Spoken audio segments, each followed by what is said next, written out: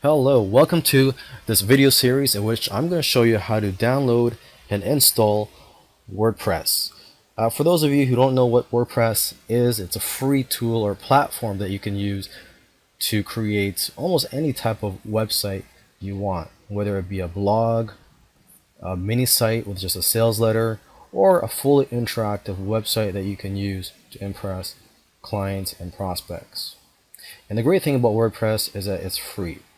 In this video course, I'm going to show you how to download and install the latest version, which is version 3.5.2. So that's another great thing about WordPress, is that it is always being updated and improved.